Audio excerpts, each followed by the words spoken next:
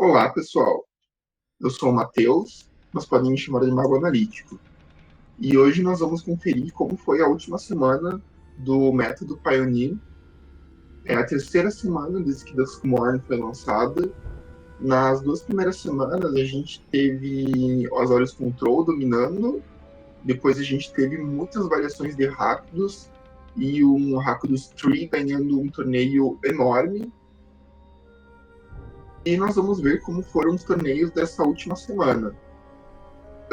Nós tivemos aqui, como mostra no MTG Top 8, nós tivemos muitos Challenge 64 e Challenge 32 no mall, e nós tivemos dois torneios muito grandes lá na Ásia. Nós tivemos o MTGC Championship Final em Singapura, e nós tivemos o Champions Cup Final do Big Magic no Japão. Esse Big Magic é um grande organizador de eventos lá no Japão, igual essa Oracle Events, igual a CCG aqui no Brasil. Eu vou começar pelos challenges, porque os challenges são menores.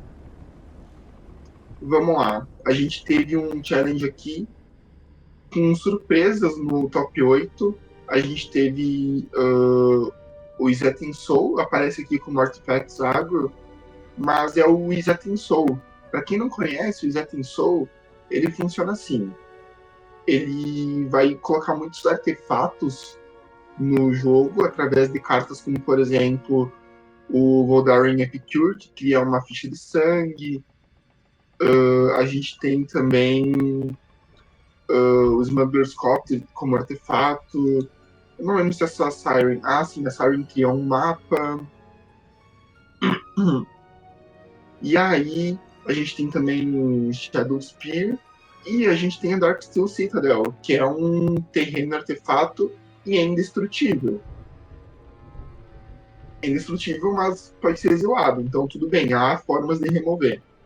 E aí, a gente tem o encantamento Ensoul Artifact.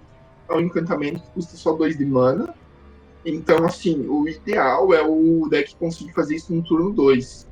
No turno 2 ele cria uma criatura 5/5 ao encantar um artefato. Ele encanta um artefato e transforma em criatura. Pode encantar, por exemplo, o Darksteel Citadel, que é indestrutível. E esse deck foi muito bem pilotado nesse torneio e foi o vencedor. Mas a gente teve também aqui o Selesnya Company. Selesnya Company já foi comentado no vídeo passado. Ele, como diz o nome do deck, né, ele vai usar o Collected Company junto com um monte de bichinho de 3 ou menos de mana. Aí a gente tem Thalia, que vai taxar o oponente. A gente tem o Wave Interrupter, que consegue exilar uma magia que está sendo conjurada. A gente tem o Arcon Efeméria para impedir o oponente de jogar muitas magias. A gente tem o Anointed Peacekeeper também para taxar o oponente. E aí a gente teve também o Grizzfang. O Grizzfang também já foi comentado em vídeos passados. O objetivo dele é jogar seus veículos para o cemitério, seja que o Ezekiel's Chariot ou o Parhelion 2. E aí ele joga o Grizzfang e na fase de combate ele traz esses veículos e bate com eles. Os veículos eles entram já com haste. Então é um deck forte se pilotado corretamente. Aqui ele ficou no top 4, isso aqui é impressionante. Aí em quarta posição a gente já tem um deck que não surpreende ninguém, tá no top 4, um Hack do Zagro, pilotado pelo Ramuda. Ramuda, para quem não conhece, é um jogador brasileiro. A gente tem o tempo todo jogadores brasileiros no top 8 desses challenges. Tem alguns nicks que eu não conheço muito bem, então pode ser que sejam jogadores brasileiros também. Esse deck aqui também foi comentado outras vezes. O objetivo dele é jogar essas criaturas pequenininhas, tipo Heartfire Hero, Emberheart Challenger, Monastery Swift Spear, Slickshot Show Off, e fazer elas crescerem com o Prowess.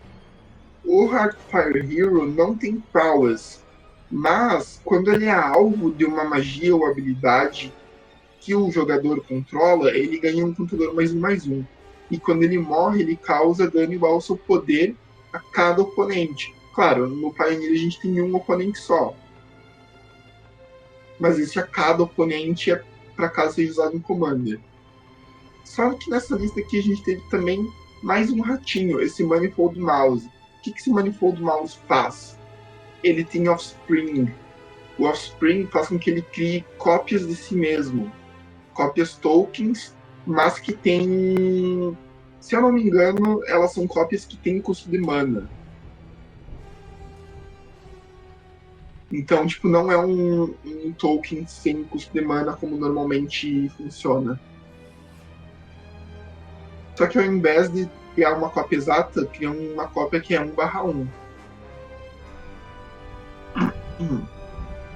E ele tem mais uma habilidade bem interessante aqui, que é a seguinte: no início do combate no seu turno, o mouse, eu não sei se mouse está sendo traduzido como rato, porque no Magic a gente tem rat e tem mouse. Enfim, o mouse é algo que você controla, ganha a sua escolha do Double Strike ou atropelar até o final do turno. Isso aqui é bem interessante, só que com certeza deixa o deck mais forte. E aí no restante do top 8 a gente teve Mono Green Devotion, mais Rakdos Agro, mais Selesnya Company. O Mono Green Devotion, para quem não conhece, o objetivo dele é conseguir jogar Nictus, esse terreno aqui, que dá o nome ao deck, né? Ele vai fazer com que seu deck jogue cada vez mais criaturas, dependendo de quantas permanentes você já tem no campo de batalha com a mana verde. Você escolhe uma cor, no caso o jogador do Devotion to Green vai escolher verde. E aí, por exemplo, se você tem Cavalier of Thorns ou do Growth Troll, você já tem 5 de devoção. E isso faz com que você pague 2 para gerar 5 de mana. Então esse deck ele consegue ter turnos muito explosivos. Às vezes no turno 4, 5, ele já tá vencendo, batendo com criaturas muito grandes. Ok, vamos ver se tem alguma coisa diferente nesse Azorius Control aqui. Não tem nenhuma diferença perceptível. Esse Azorius Control tá bem parecido com tudo que tem sido jogado recentemente. A gente tem o Portable Hole. Para quem não tá ligado, até antes do Duskmourn, ou pelo menos antes de Bloomburrow, era normal usar Temporary Lockdown. Só que aí, os decks ficaram muito agressivos e muito rápidos. Temporary Lockdown entraria só no turno 4. Então é melhor já ir removendo tudo a partir do turno 1, com o Portable Hole. Com o Duskmourn, a gente teve um ajuste na base de mana desse deck. A gente teve a entrada de Flood Farm Verge. E é sempre bom ter mais terrenos que entram de pé. Se eu não me engano, os outros decks também receberam os Birds. O Selesnya Company já teve decks que eu vi que receberam o Rush Flood Bird. E eu imagino que o mesmo seja verdadeiro para outros decks. Rakdos, talvez. Eu esqueci de conferir isso. Não, nós não temos nenhum Bird aqui no Rakdos. Tudo bem, então. Ok, vamos passar para o próximo torneio que nós vamos comentar. Olha só, aqui a gente já tem uns decks diferentes. A gente tem esse Mardu Greasefang. O Greasefang, a outra versão que a gente viu dele é a Abzan. Esse aqui é Mardu. Por que esse aqui é Mardu? Porque aí ele tem acesso ao preto. Acesso ao preto não, acesso ao vermelho. Com acesso ao vermelho, a gente tem a Fábula. A Fábula permite rodar o deck mais rápido com na verdade, tudo que a Fábula faz, né? A gente cria um Goblin, que esse Goblin pode bater criando tesouro. Com tesouro a gente tem mais mana. A gente pode descartar cartas e comprar mais. E descartando, a gente pode descartar um Parhelion, por exemplo. Ou esse Sky Sovereign. E a gente tem também Croxa. Croxa, tipo, vai entrar, vai fazer o oponente descartar. E depois, com a gente descartando cartas pro cemitério com a fábula, fica facinho de conjurar ela pelo custo de escape. Além disso, a gente tem o Fear of Missing Out. Quando o Fear of Missing Out ataca, se tem 4 ou mais tipos de cartas no nosso cemitério, a gente pode desvirar a criatura alvo. E depois dessa primeira fase de combate, tem outra fase de combate adicional. Então, digamos que Fear of Missing Out está atacando junto com Car Healing ou junto com Sky Super Rain.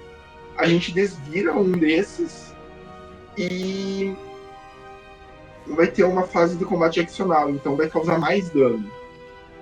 Esse deck está realmente muito, muito forte. Ele consegue grindar bastante até contra decks de control. Tá sendo um deck bem chatinho de enfrentar. E tá sendo um deck muito forte de jogar para quem consegue pilotar ele bem. Aqui a gente tem um hackers escrito como agro e outro como prowlers, é a mesma coisa. Aí a gente tem Arclight Phoenix, já conhecido de todo mundo, né? Ele vai jogar as Fênix pro cemitério e vai trazê-las de volta jogando várias Instant Sorcery no próprio turno.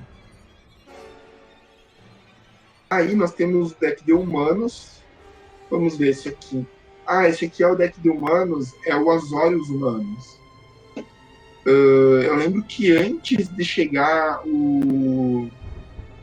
as cavernas de Ixalan lá no ano passado, existia o Mono White Humans no formato. Depois o Mono White Humans parou de ser jogado. Agora apareceu o Azorius Humans. O que esse Azorius Humans faz? Vamos ver. Aqui é carta branca, carta branca, carta branca. São todas cartas que já jogavam no Mono White Humans. Mas o que ele tem de diferente é o Mockingbird. O Mockingbird ele pode entrar como uma cópia de qualquer criatura no campo de batalha com um valor de mana igual ou menor do que o custo de mana sendo pago, exceto que é um pássaro em adição a seus outros tipos e tem voar. Então, por exemplo, você pode jogar isso aqui como uma cópia de uma Thalia. Mentira, acho que não pode não, porque a Thalia é lendária. Viajei. Mas pode entrar como cópia de outras criaturas fortes do seu deck. Como, por exemplo, entrar como cópia de um Dauntless Bodyguard, se você quer proteger mais criaturas. Ou do Copper Coat, se você quer que seus próximos. Se você quer buffar mais os seus humanos e proteger eles mais. É possível. Dá para fazer muitas coisas interessantes com esse Mockingbird. Notem que é a única criatura azul no deck, a única magia azul no deck. E tá sendo um deck muito forte. O Splash pro azul é só para jogar Mockingbird. Aí nós temos o Rakdos Midrange, já conhecido também. Só que esse Rakdos, na verdade, é o Rakdos Tree, né? Que também eu expliquei na semana passada, que o objetivo dele é exilar a árvore com a Ágata, e depois a gente dá a habilidade da árvore para alguma criatura e a gente faz o oponente perder muita vida. E esse deck ele faz o oponente perder muita vida com muita facilidade, porque a gente tem o Voldaren Trail Seeker. O Voldaren Trail Seeker, quando ele entra, ele dá 2 contadores mais um para criatura alvo. E a criatura alvo pode ser ele mesmo. E aí ele pode se sacrificar pagando 1 de vida e ele causa dano igual ao seu poder para qualquer alvo. Assim, esse deck tá realmente forte. Aí a gente tem outros olhos control aqui. Só que esses olhos control, olha só. Essa é uma parte ruim do MTG Top 8. Às vezes os decks eles estão nomeados incorretamente. Isso aqui devia ser Azorius Lotus, sei lá, o W Lotus, alguma coisa assim. Esse deck também foi comentado na semana passada ou retrasada. Ele vai usar o Strict Proctor para fazer a Lotus entrar sem ter que sacrificar terrenos.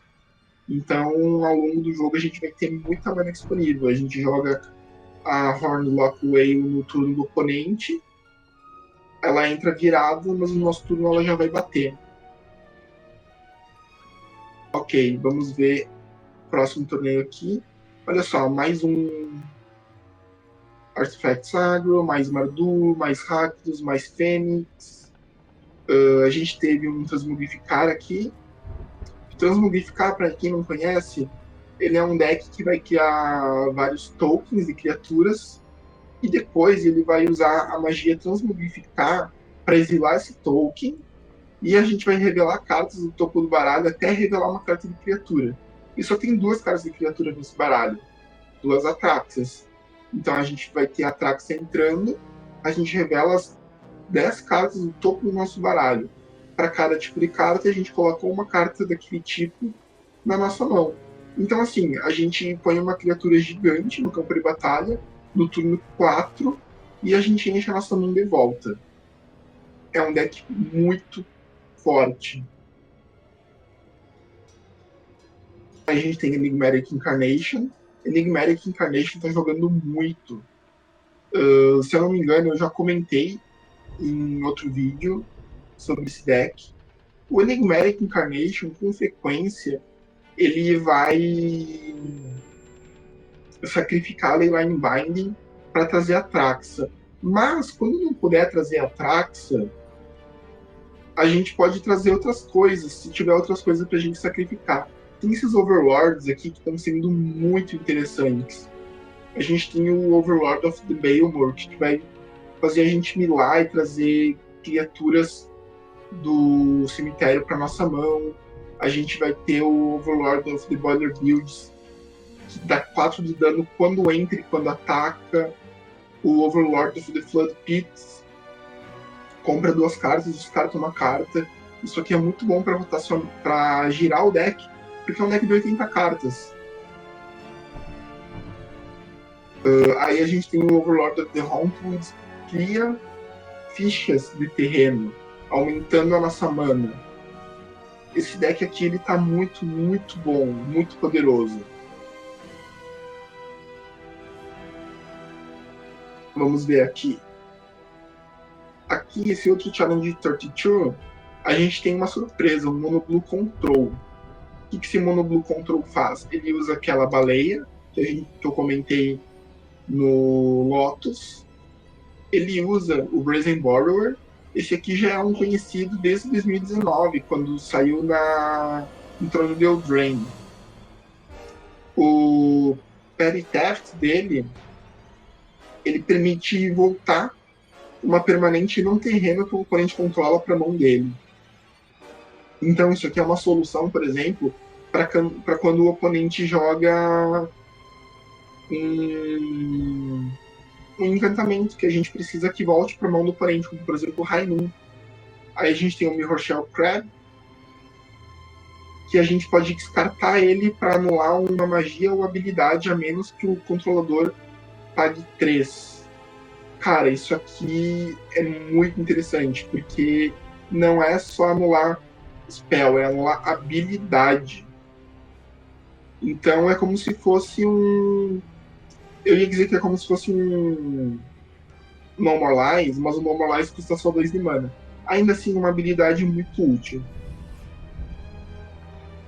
A gente tem o Homem Hawker, a gente pode virar ele e adicionar 2 de mana e a gente gasta essa mana apenas para ativar habilidades. Só que assim, habilidades pode ser justamente a habilidade do Mirror Shell Crab, né? Ou eu acredito que a habilidades pode contar as habilidades dos terrenos. Então a gente pode transformar o Hellstorm Giants, a gente pode usar Nictus. Esse deck aqui tá bem interessante mesmo. Vamos ver o que tem nos próximos eventos. Olha só, a gente tem outras coisas diferentes aqui. A gente tem um Simic Ramp.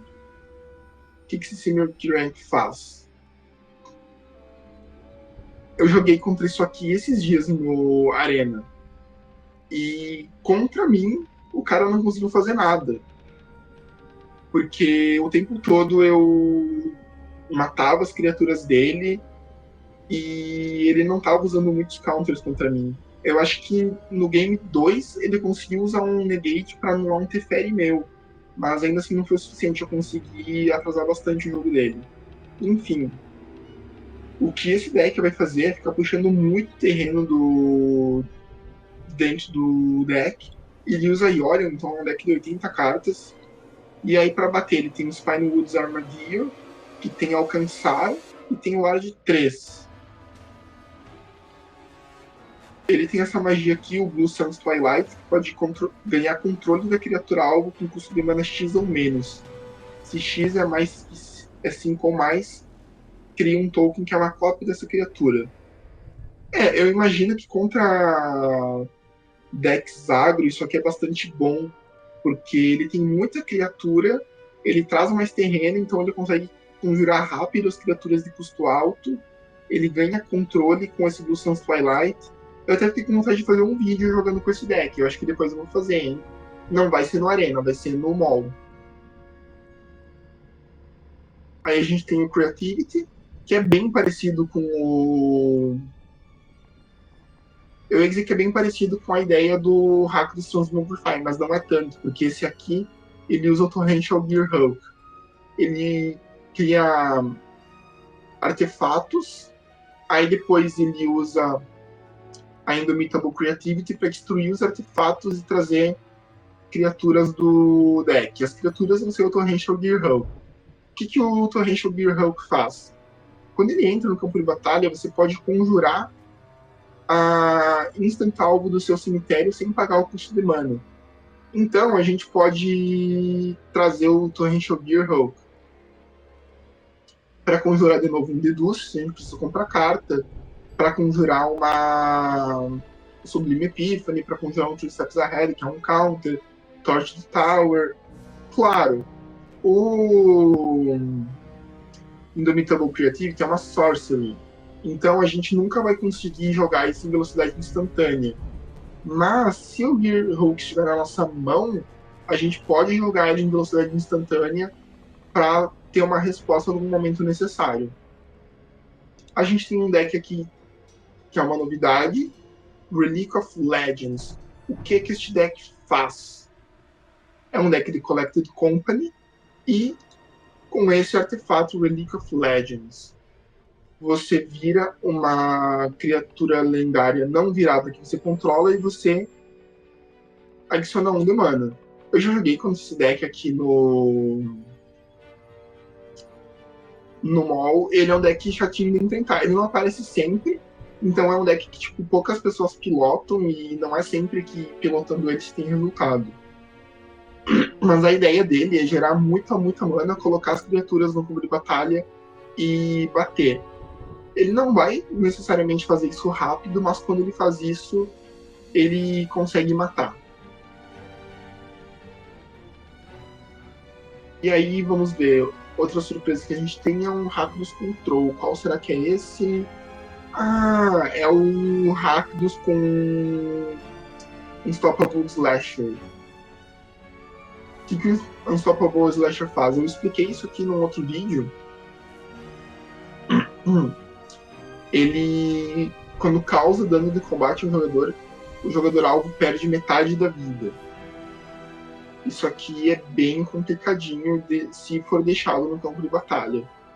E por ser vermelho, ele tem Torch Tower também, ele tem Molten Collapse, e ele tem o Fear of Missing Out. Então a gente pode fazer o Unstoppable Slasher bater 2 vezes. E a gente tem o Red Dead Queens, que é o agro, assim, tipo, o agro mais cru que nós temos no formato. Porque ele tem o Dito Lava Runner, tem Monastery Six Spears, Shot Show Off, Soul Scar Mage. É um deck vermelho que simplesmente bate. A gente tem só o Slick Shot Show Off, custa 2 de mana. Os outros custam todos 1 de mana. Ele tem que ganhar o jogo rápido. Se ele não ganhar o jogo rápido, ele perdeu. Aí nesse outro challenge nós temos Dimir Agro. Dimir Agro foi comentado também, mas o deck não. A lista do deck dele já mudou desde a última vez. ele não pode mais nem ser chamado de Dimir Rogues, porque o foco dele não é mais os Rogues. O foco dele é outro. A gente tem o Mockingbird, de novo aqui.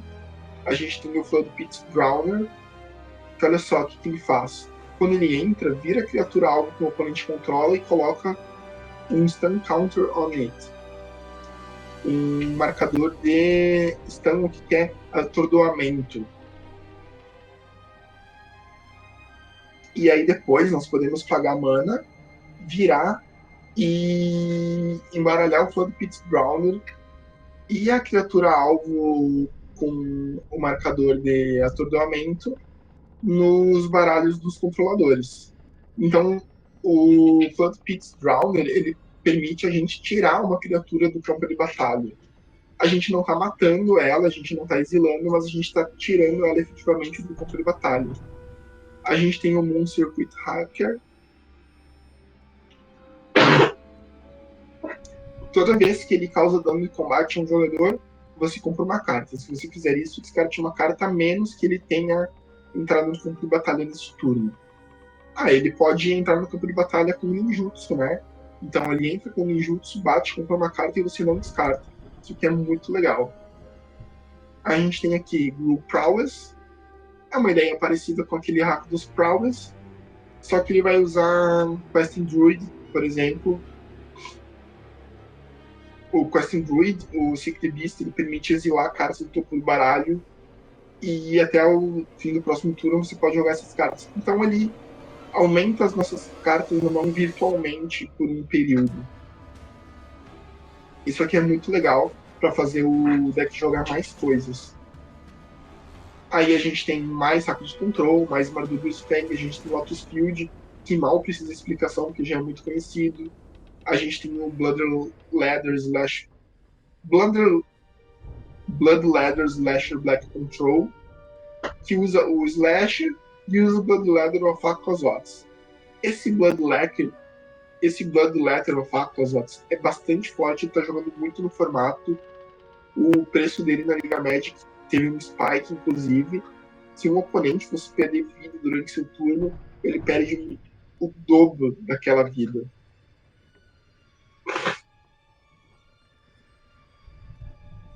Vamos ver nos outros torneios. Ok, agora começou a repetir um pouco os decks, a gente não tem nenhuma surpresa aqui. A gente tem o Azorius Spirits, que já apareceu em outras semanas, é um deck antigo do formato. A gente tem aqui de novo o Relic of Legends, a gente tem os Reanimators. Olha só, esse Reanimator, eu achei que fosse ser um Reanimator com Malgavoth, mas é com Atraxa. Não, tem o Malgavoth também.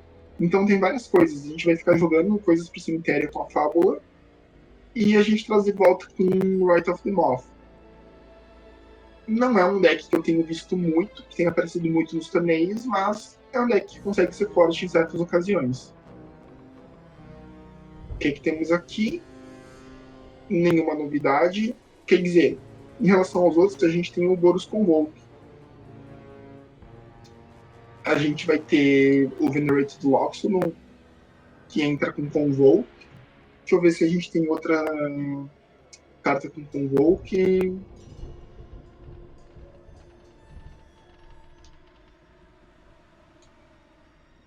Não temos outras cartas com Convoke. O foco realmente é nas criaturas pequenininhas e no Venerated Loxodon. E aqui também nenhuma novidade. Aqui nós tivemos muito Mono Black. Então, Mono Black e Rakdos estão muito fortes nesse momento. Dá pra ver que são os dois arquétipos que a gente mais vê nos challenges, no top 8 dos challenges. E os Olhos Control também. Os Olhos Control aparecem o tempo todo. Eu acho que daria pra dizer que os 4 decks do topo do formato são Rakdos. E assim, ok, seria o Rakdos agro em geral, mas as outras variações de Rakdos estão muito boas também. Porque Rakdos é uma combinação de cores que está com um conjunto de cartas muito bom pro formato atual. E os outros 3 decks seriam o Mono Black, Azorius e Fênix. Fênix sempre. A gente vê Fênix jogando muito bem sempre, porque o combo dela nunca fica ultrapassado.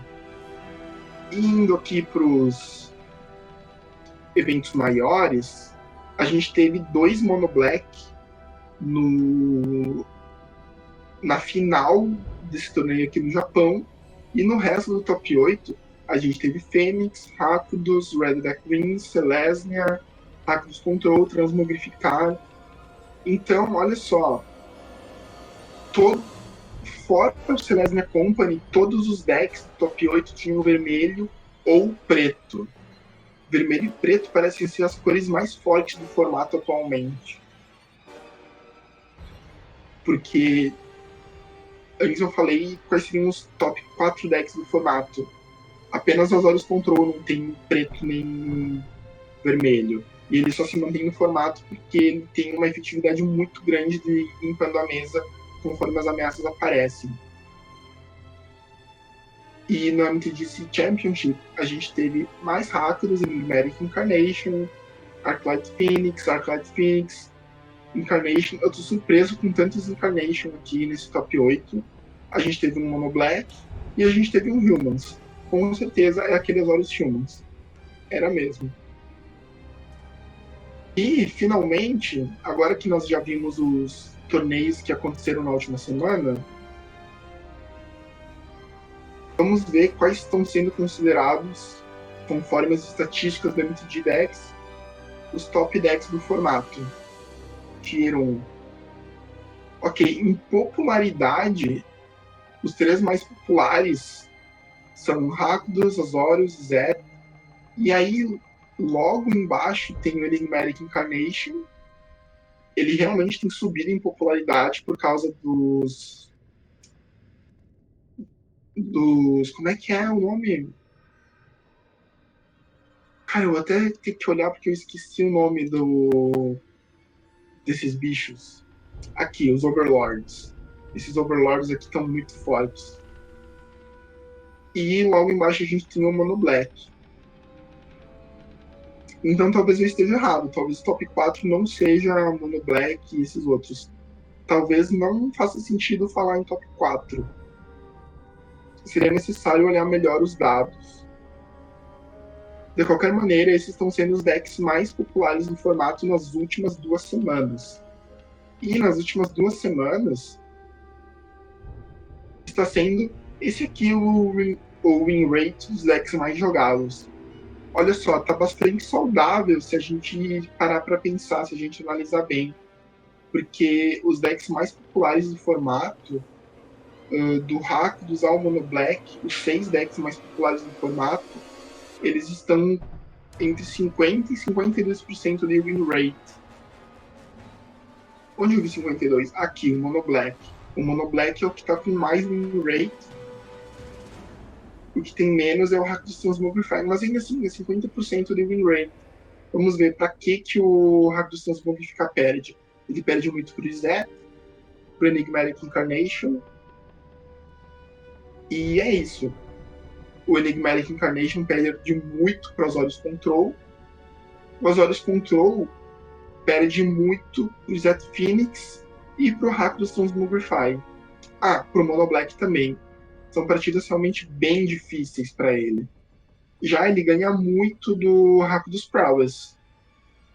Porque o Rakdos Prowess ele é rápido, mas o Azorius consegue segurar bastante. Bom, então é isso. Nós temos 6 decks no topo do formato. Antes eu tinha falado em 4. Olhando essas estatísticas, a gente pode falar em 6. 6 decks muito bem equilibrados no topo do formato. Talvez 7 com o Green Devotion, talvez. Selesnya Company e Rakdos Cauldron, eles estão com um win rate bom contra os principais decks do formato, mas eles não estão sendo tão jogados. Talvez eles vejam mais jogo nas próximas semanas. Mas Selesnya Company está realmente muito forte. Azorius Lotus Field está forte também. Enfim, nos vemos nas próximas semanas. Até mais.